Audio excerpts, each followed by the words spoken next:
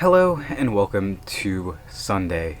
It's been a busy day. It's always been a busy day.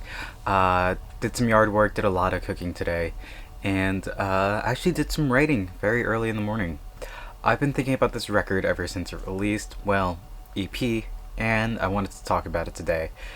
I've been wanting to write about it since it released a couple days ago, and only got around to writing it this morning very quickly. It's not my. I don't think it's my best work, and I didn't. I don't know. Either way, I'm here to talk about Good Kid 3. Now, I don't have any merch for this album or anything. Typically, I do, but because this record just came out a couple days ago, I don't own any of it. So, here's a copy of the original Good Kid vinyl EP. And on the reverse, it's the Good Kid 2 EP.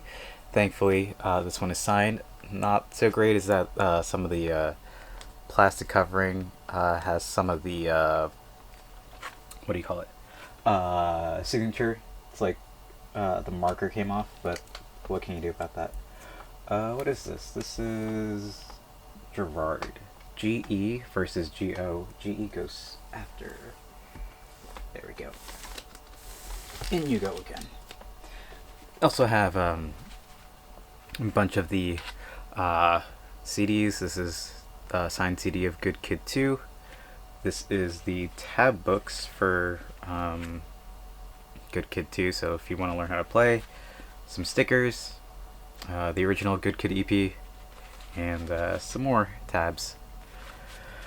Thankfully, I have all these pretty safe and sound, so expecting the third one soon. Anyway, let's talk about the current EP.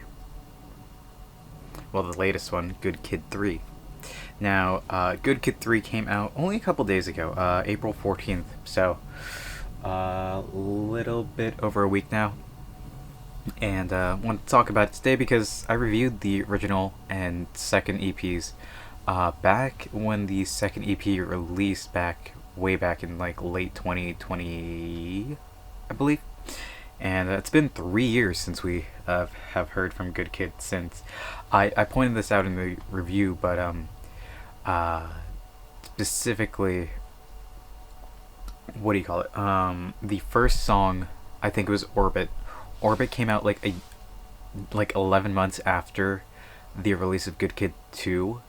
And then another 11 months after that, we got the release of No Time to Explain. And that was back last year, September time. September, I want to say.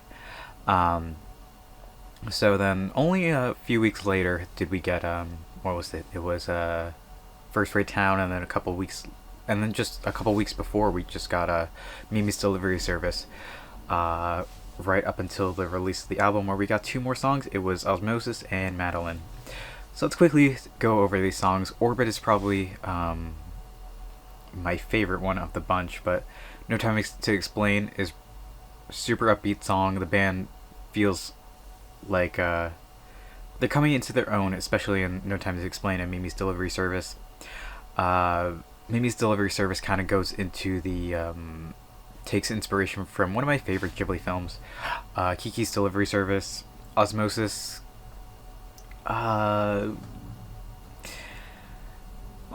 okay. It hasn't grown on me just yet, but First Rate Town, it's really good for how short it is. Orbit, definitely the strongest one on the record, and Madeline is really interesting because they've only played it at live shows, and they've only played two songs only at live shows. That's Madeline and Ground. We've seen Ground on set lists, and there's some, if you just look it up, you could see people recording it on their phones and whatever. Okay, sorry about that weird cut. Battery got pretty low on here. So just quickly have the charger running from the power. See if this works. Anyway, what was I talking about? Good Kid 3. I was talking about how Madeline and Ground were the only two songs being played live. So that's pretty interesting. Madeline is a super, super different song, and it definitely shows off the band's range. However, as a result of this EP, a lot of their stuff is starting to sound the same, while it's high energy and good and just really nice feeling. You could put any of the songs on like previous records, and it'll sound exactly the same, other than Madeline.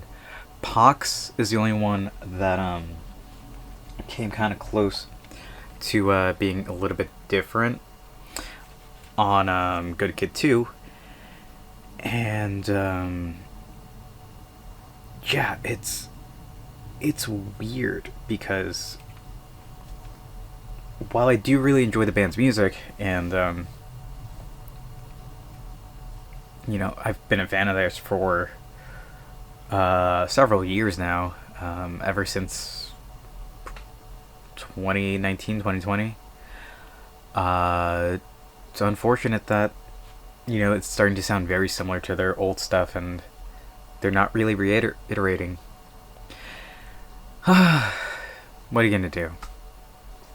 It's the band's third EP only, and they've only have a catalog of 18 songs.